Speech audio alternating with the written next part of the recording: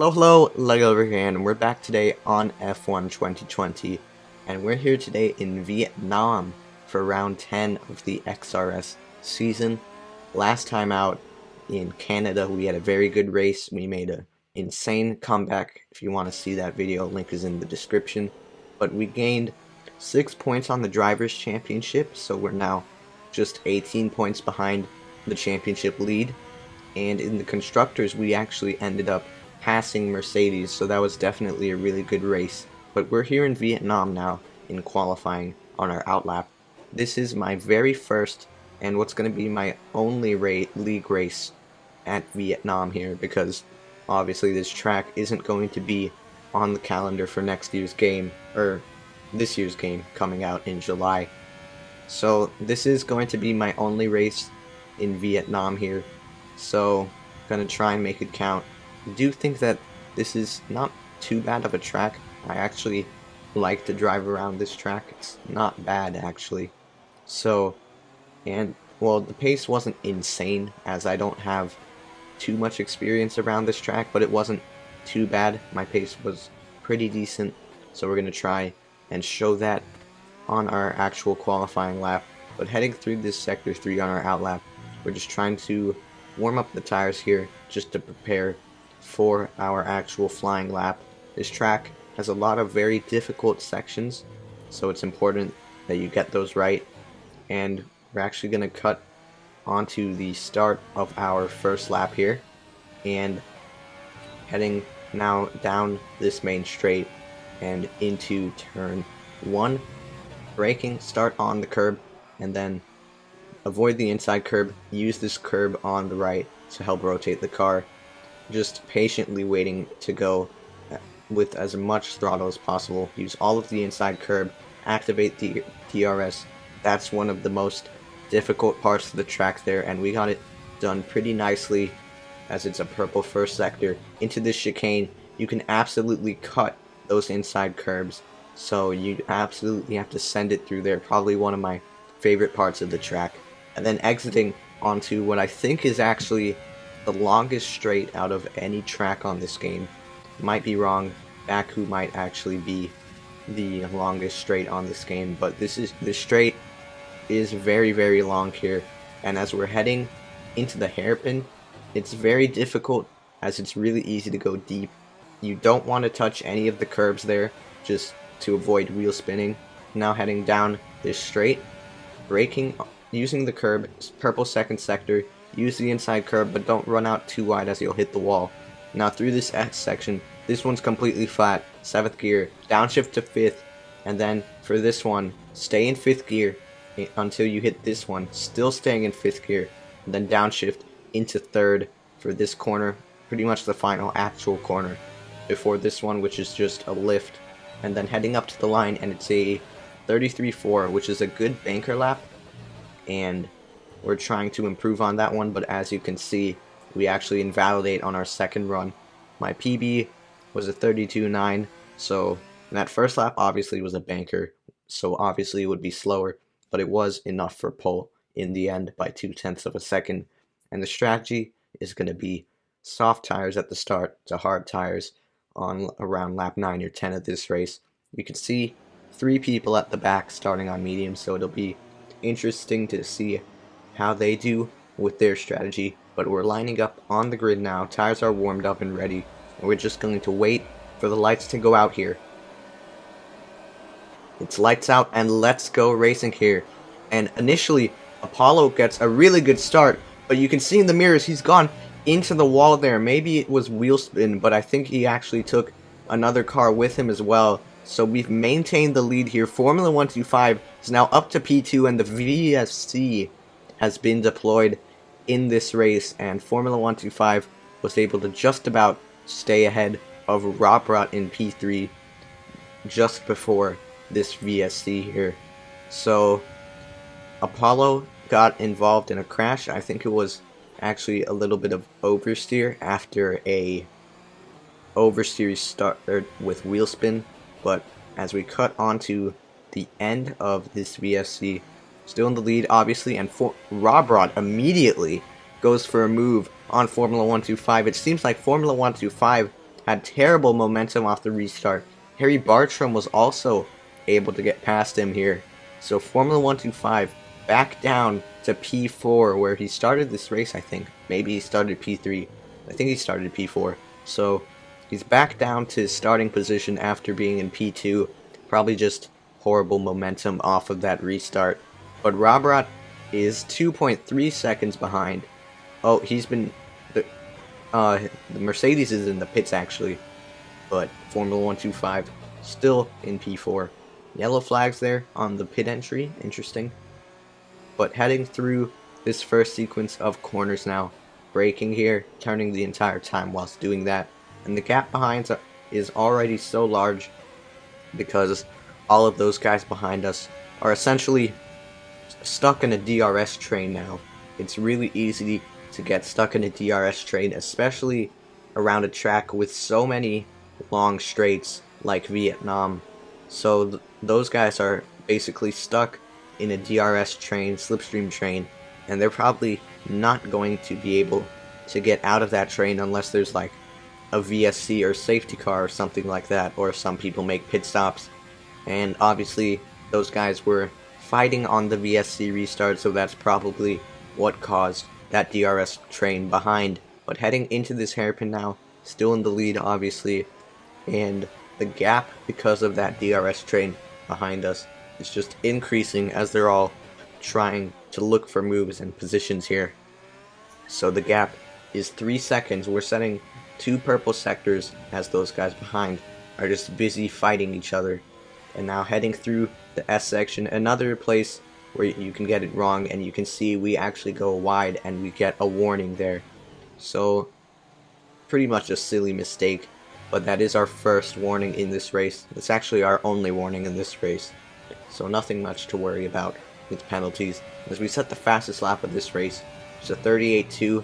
Definitely could go faster, but at this stage of the race I'm not pushing the tires, just trying to make it to lap 10, which is when we plan to pit. But as we cut on to the end of lap 4, Harry Bartram has actually retired from the session, and the VSC has been deployed once again. So 2 VSCs in just 4 laps, and you can see AWRL Apollo decides to go in the pits. Chris D actually goes in the pits as well. It'll be interesting to see what tires they go on, so just look at the position counter and we'll wait to see for the tires to change. And just waiting now still to see, and we saw for a split second there, Chris D is on the medium tire, as you can see right now, and not sure what Apollo's gone on to, but I assume it's the exact same thing, onto the medium tire. But that does mean that those guys are going for the 2-stop strategy, as our teammate, as you can see in P5, has now gotten a drive-through penalty for speeding, so unfortunate for him. Probably take him out of contention in the early stages of this race. But on lap 8 now, and another virtual safety car has been deployed. 3 virtual safety cars in just 8 laps. So now Robrat is in the pit lane. Yeah, you can see behind us AWRL, Apollo, and F1XS Chris D are both on the medium, so both on the 2-stop strategy, and they're both quite close to each other, so I'm assuming they're just going to DRS and slipstream off of each other and try and help themselves out and make the 2-stop work and try and gain time lost back to the lead, which is us of course. But the VSC ends now, and we return to racing speed here as we exit the hairpin, and we cut onto the end of lap 9, and now heading through the real second to last corner, and you can see the VSC has been deployed again.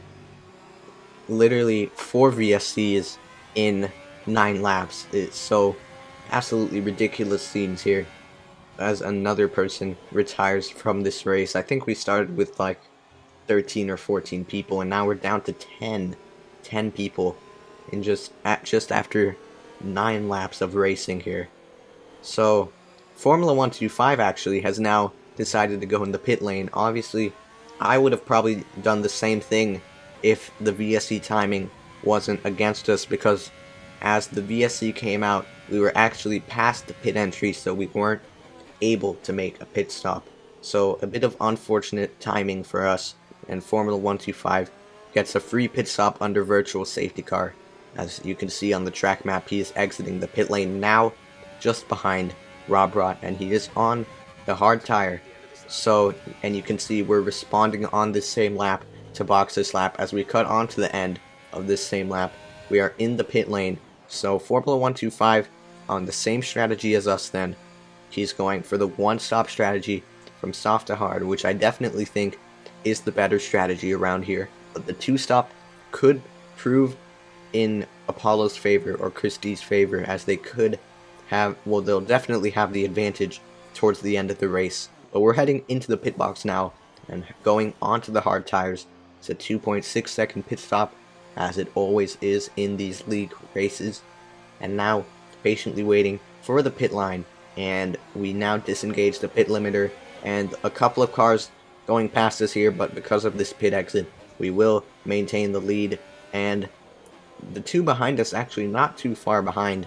But keep in mind that they do still have to make yet another pit stop because they are on the two-stop strategy, as we're asking Jeff about the cars behind just to confirm the strategy that they're on, and they're definitely on a two-stop, as the mediums cannot make it to the end of the race from here. Simple as that. But we're exiting onto this straight now. I don't think we've had DRS at all this entire race, so a bit of an interesting fun fact, I guess, there. We haven't had DRS at all this entire race. I think we've been leading the entire race, so just an interesting thing there. But you can see the two behind us are actually swapping positions, and I think they're actually helping each other out, trying to slipstream off of each other.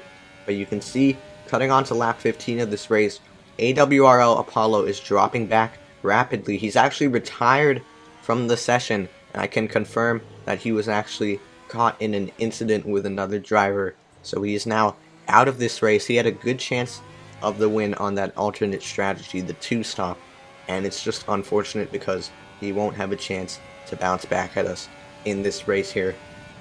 But we're heading into turn 1 now. Christie is the nearest car behind us, but he's actually DNF'd as well.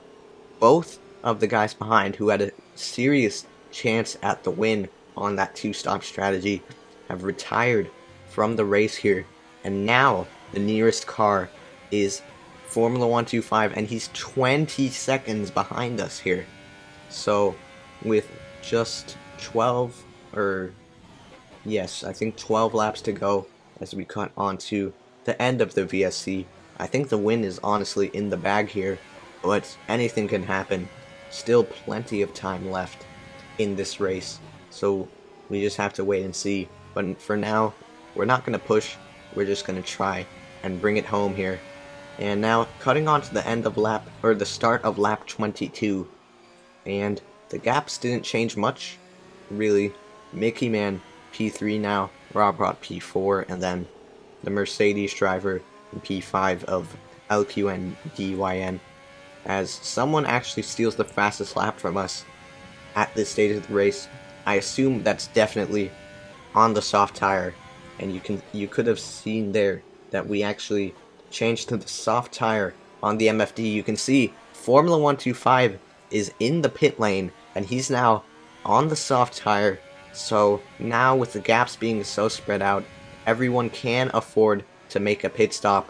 So everyone's just trying to steal fastest laps and get maximum points. You can see Formula 125 now has the fastest lap, but we might have to respond here, because any points that we can steal from Formula 125 is just more points towards us in the Drivers' Championship, as he is our championship rival.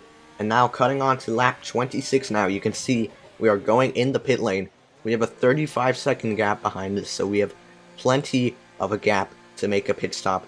And you're about to see here that we will be pitting for the soft tire, and lap 27 will be our out lap, and then the final lap, of course, will be where we make our fastest lap attempt, so we can get those 2 extra points possibly. But we exit the pit box now, 2.6 seconds once again, and now waiting for the pit line so we can disengage the limiter And now we can go. And on this outlap, we're not going to push too hard, just making sure that the tires are up to temperature, but not wearing them too much, and then not using any battery at all as well, because we want to have it all for that final lap. But cutting on to the end of our outlap now, and we are preparing to start the lap now. Using the rich mix, we have around 0.4 extra laps of fuel. It's a purple third sector, as you can see. Now heading into turn 1, avoiding that inside curb. We take it pretty nicely, using this inside curb on the right to rotate the car. And now heading through this corner, full throttle for a second there, so the grip is just insane on these softs. And we take this part of the track very nicely here, using overtake on the exit. And now soon enough we'll head into this chicane here. You can see it's a purple first sector, and through this chicane we pretty much nail it. We use the perfect amount of curbs, and the grip is just insane. It's so insane, as I said. And now on the exit of that roundabout section, using the overtake, and now heading down this very long straight. No DRS. We haven't had DRS this entire race whatsoever, but we're shortly going to head into the hairpin now, staying to the right side of the track before braking. It's a hard braking zone, easy to go deep, avoiding the inside curb, avoiding the outside curb, and it's a very good exit. We're still using overtake down this short straight, now heading into this corner. It's 2 purple sectors, using the perfect amount of inside curb, and we get that corner right very nicely. Now through here, it's going to be a slight lift, and then we downshift into 5th, and we stay into 5th gear through here, just like on our qualifying lap. And through here, still in 5th gear, now downshifting the 2nd gear, and now exiting to finish off our lap. The checkered flag is waving. We claim victory here. And is it going to be the fastest lap? It is, and that means maximum points for us, as we claimed pole position. We got the win, we got the fastest lap, and I do think we ended up winning the driver of the day vote as well, where you can see the podium celebrations here. This race was very good towards both the drivers' championship for us and the constructors' championship for Alfa Romeo, because our teammate was in P4 and we got the win here. So overall, great race, great result from both Alfa Romeo drivers, and just a really good race in general. But you can see the race results here. Overall, great race, as I said. But guys, that is going to be it for today's video. If you did enjoy it, make sure to leave a like and subscribe, as I post F1 content 3 times per week. But thank you guys so much for watching, and I'll see you in the next one. Goodbye.